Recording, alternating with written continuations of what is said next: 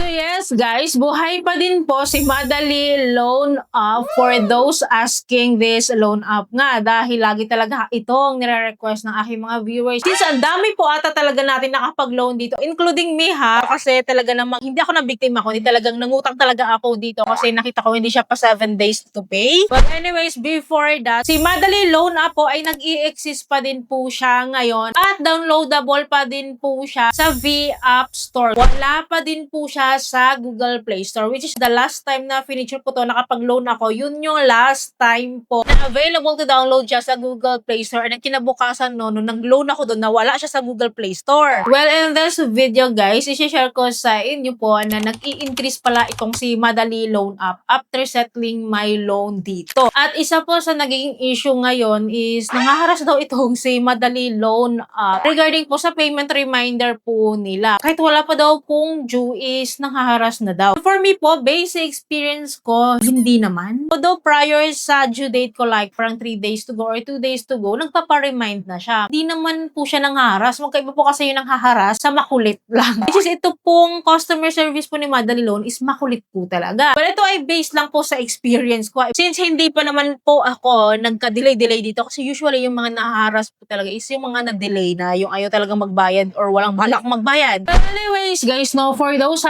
asking kung paano ba mag-apply dito, bakit nakakapangutang ako dito? Yes, legit po nakakapangutang talaga dito. Kung gusto niyo siyang itry, panoorin niyo po muna yung video kung magugustuhan niyo talaga yung kanyang pa-offer. Kasi this is how I apply guys. Kapag na-download po natin yung app, no, because we need to enter our mobile phone number and then enter natin yung verification code. And then followed by the basic information po. So ito po yung mga hinihingi po nilang details dito. And dito nga po pala no, nag-apply ako dito na ang status po ng aking employment is housewife/unemployed. Pero still, na-offeran ako at nakapangutang ako talaga. So after po niyan, magpo-provide po tayo ng 3 contact reference po or the emergency contacts po. Ito nga po yung sinasabi ko sa inyo, pag-isipan nyo kung gusto nyo pa rin mag-apply kasi nanghihingi po sila dito ng Facebook user ID. And dito po, nilagay ko lang po yung www.facebook.com and then / yung akin lang username. Kailangan kasi siyang i-provide kasi hindi ako makapag-proceed pag hindi ako nag-provide dito, which is sinabi ko lang facebook.com. Yun lang po yung nilagay ko talaga. Well, after po niyan is the ID information na. Ito yung mga IDs na hinihingi or nare-require nila. Ang dami po nito. Pili lang po tayo ng isa po dyan. And right after, picturean po natin yan. And i-provided po natin yung mga details ng ating ID. Like our ID number or name po. Then after that, withdrawal info na po agad. So for me, I choose GCash po as my disbursement method po na para mabilis ko nga siyang manotice. And then i-evaluate na po agad yung ating application dito. And then agad-agad po may loan offer sila sa akin last time for the very first time na 4,000 pesos. Then twice to pay po siya. Payable for 28 days to pay guys. Then 2 installment siya. Every 14 days magbabayad ako dito. So medyo mabilis lang din yung kanyang repayment po. Pero at least hindi siya pa 7 days to pay. Na yun talaga yung pinaka-usual sa mga loan app. Which is hindi po siya buong matatanggap guys. At inavail ko nga siya at pumasok siya agad sa aking GCash account. Well, to give you an idea, nakapagbayad na tayo ng isa dito noong July 1 and magbabayad nga tayo ulit nitong July 15.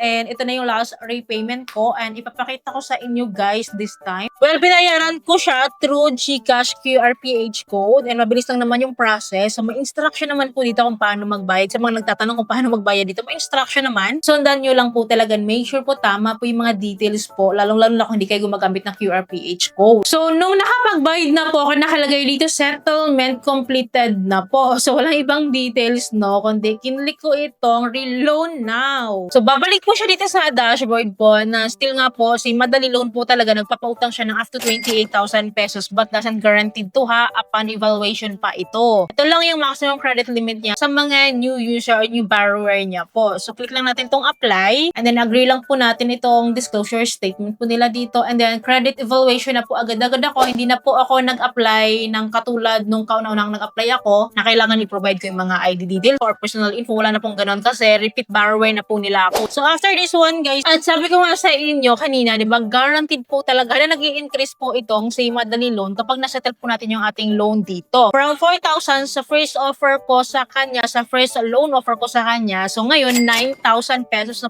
yung offer niya sa akin. So medyo mataas ha. And si Madali Loan po, hindi naman po siya auto disbursement. Transparent pa din po siya sa mga fees niya kung ano na lang matatanggap natin na amount. So repeat borrower na ako ha, pero 28 days to pay pa din po siya, and every 14 days po yung payment ko. 14 days po yung interval niya. Dalawang installment po ako dito, pero at least diba hindi siya pa 7 days to pay. Yun naman kasi yung kahit paano na ina-after natin, kasi ang bilis lang kasi ng 7 days to pay. And ang amount po na ma-receive ko na lang po sa 9,000 pesos is 7,120 po. So pag-isipan natin guys, kung igugupa rin natin yung ganitong amount, since malaki na rin talaga yung loan offer niya sa akin, well, malaki na rin yung kaltas niya. Kasi po sa 9,000 na loan amount ko, may kinakaltas siyang service fee na 1,800, transfer fee po na 80 pesos. Kaya nga po itong 1,800 plus 80 pesos, kung ibabawas ito sa 9,000, ang ma-receive ko na lang is 7,120.